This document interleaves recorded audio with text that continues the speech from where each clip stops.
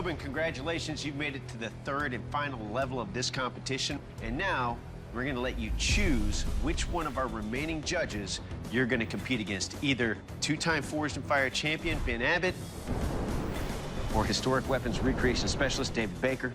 Who's it going to be? I'm going to go with the Baker. All right, then. He's the Baker, and he rocks a vest. Hey, buddy. Good to see you, Tobin. David Baker is stiff competition. I'm choosing David because I know it's going to be a tough challenge. I'm competing for the Breast Cancer Research Fund. Breast cancer is something that's touched my life in a number of different ways. I know how devastating it can be, so the more research we can put towards this, the better we're going to be. In this third and final level of competition, we're going to ask you guys to use these to make your blades. Those are stacks of 15 and 20 and 1095 steel. You will have to use those to make a layer Damascus billet from which you will forge your blades. Now, we're not going to stop with the choices right there. You also have the opportunity to use those stacked billets to make one of these. Your choice of either a spadroon, an Ida, or a chorus sword. Tobin, you get to pick your poison in this round. This will be the blade that both of you will have to make. The thing about the Chorus sword is it is a very wide and heavy sword, and I'm not going to wrestle a sword like that without wasting time. The Spadroon has fittings that I've seen David Baker make before, so I kind of want to keep as much advantage to myself as possible. The thing about the Ida is it tapers towards the handle instead of tapering towards the tip, and that's actually complex. So it's not an easy choice. The Ida. The Ida. The Ida's a deceptive weapon. It looks very simple. It's not. You got an integral guard, you've got a blade that has a large medial ridge. That's a tough challenge. Gentlemen, you have 8 hours to complete this weapon in totality. Good luck, gentlemen. Your 8 hours starts now. We have both 15 and 20 and 1095. I cut each one into 4-inch sections. I use 18 pieces in alternation. My plan is to draw this out and cut it into 4 pieces and restack. So I'm at 72 layers.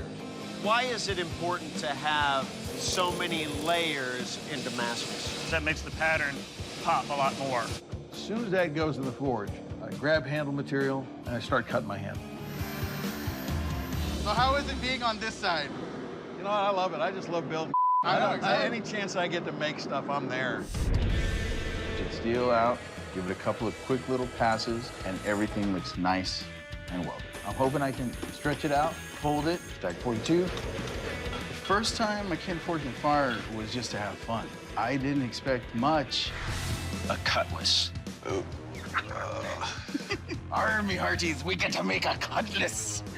I'm very excited about that. If I'm able to win, then it's gonna prove to myself that I'm doing the right thing right now. I get distracted by Dave because he's doing such awesome work. I'm like, ooh, I want to watch, but yeah, I got to focus on doing my stuff. Tobin's a very talented smith. I want to see him succeed. I want to see him do everything but win. In a nice way, you know. Bladesmiths, 4 hours has elapsed. That is half the time in this level of competition. Super duper. All right, so Dave's in a quench. And a nice color to that. Yeah. Yeah, baby. And my blade's pretty good. It looks really straight. Maybe just a small warp towards the tang. I put it in the vise, straighten it. That's what we're talking about. I'm complaining about that. Sounds hard. I'm getting the bevels forged in, and then at that moment, my fingers in my left hand are starting to go numb. Where's Medic? Oh, boy. Tobin's in trouble. I'm starting to feel this numbness creep through my shoulder all the way down to my hand. You ready? Just take deep breaths for me, okay? My blood pressure's up, my heart rate's up, just trying to calm down. I'm not even worried about what Dave is doing. I gotta take care of myself. Your arm feel better? Oh, it's gone. I mean, the tingling's gone. Everything feels okay. It's time to get back to work. You good? Right? Come on. All right, man. I'm not going to quit. I'm just going to keep doing what I can with the time that I got and just go from there. I got my blade shaped out. Time to work on my tang. So Tobin's tang is stretching out pretty good. It's ready to go into the oil.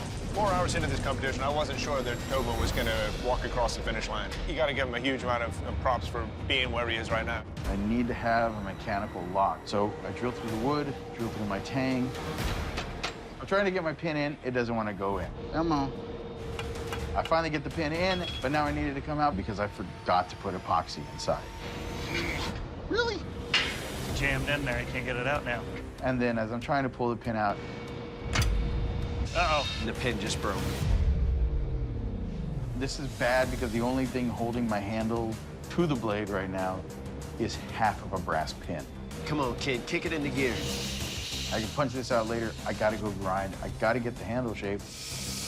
I'm gonna turn in something no matter what. 5, 4, 3, 2, 1. Bladesmiths, stop what you're doing. This level of competition is over. Hey, come here, brother. Oh, man. It's an ass kicker, isn't it? That was fun, though. I mean, today, I feel like I did really good for myself. I didn't stop, and I wasn't gonna stop until I heard time's up.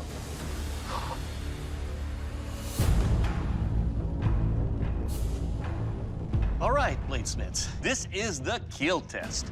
To find out what kind of lethal damage your weapon will do, I'm gonna take your weapon, deliver some lethal slashes and cuts on this ballistics dummy. Dave, you're up first. You ready, sir? Oh, yeah. Let's do this. I'm a little worried. I don't think it matters who you are when you're in competition. You know, you can think you nailed it, and then you're there standing in front of your judges, and you're like, anything could happen.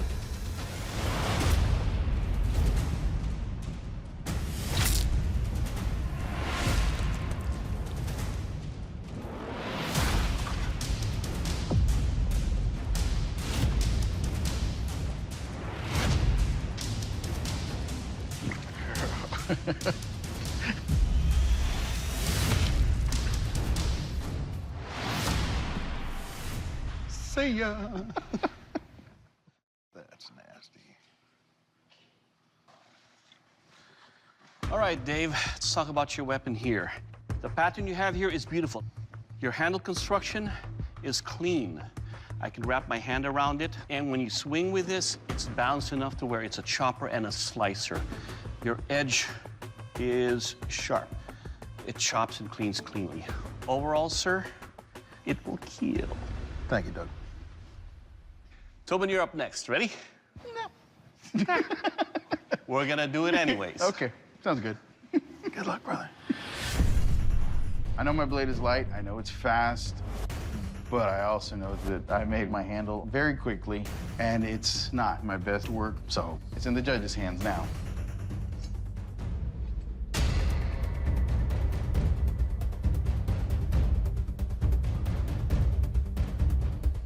He's gonna go.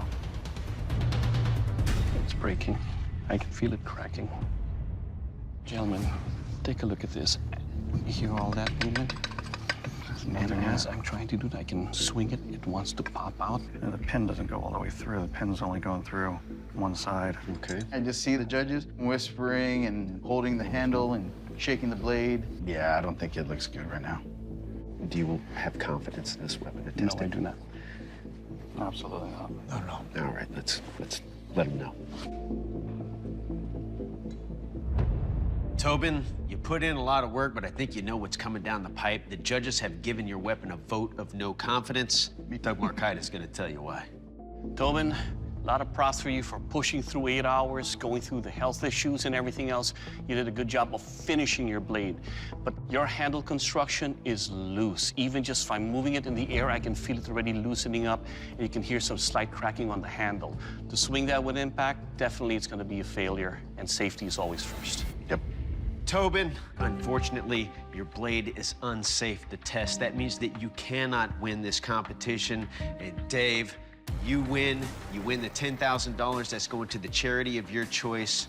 And what charity is that, my friend? That's the Breast Cancer Research Fund. All right, man, that sounds fantastic. Come on forward, guys. I agree 100% with the judge's decision, and I'm not disappointed at all. A lot of hard work, brother. Thank you, sir. I came here because I had to test myself to see if this is the right way I was going. And the fact that I didn't quit, that I persevered and pushed on to the very end, tells me that being a bladesmith is what I want to do. You know, Tobin is a great smith. He had a bit of a health issue, but he came back from that and he kept fighting through. I have a feeling if he hadn't lost that time, we would have been testing 2 blades.